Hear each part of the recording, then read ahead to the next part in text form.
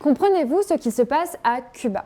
Ces derniers jours, on a beaucoup entendu parler de coupures d'électricité massives ou encore de l'arrivée d'une flottille d'aide humanitaire. Cette île, qui se situe au large de la Floride, est aujourd'hui frappée par une grave crise énergétique, des pénuries de carburant et des coupures d'électricité à répétition, tout ça dans un contexte de forte tension avec les États-Unis. Mais pour saisir ce qui s'y passe réellement, il faut revenir à l'histoire de Cuba, et pour ça, je vous recommande Warm, une odyssée américano-cubaine d'Edel Rodriguez. Warm, ça veut dire vermine, et c'était le terme employé par Fidel Castro pour désigner les Cubains qui fuyaient le pays après la révolution de 1959, et l'auteur Edel Rodriguez en faisait partie. Dans ce roman graphique, il raconte à travers son enfance à Cuba et sa fuite vers les États-Unis toute une partie de l'histoire politique de l'île, la vie sous Fidel Castro, mais aussi les relations de Cuba avec les États-Unis. On comprend notamment comment la révolution de 1959 a profondément transformé le pays en imposant un régime communiste autoritaire opposé aux États-Unis, mais aussi comment pendant des décennies, les États-Unis ont imposé un embargo économique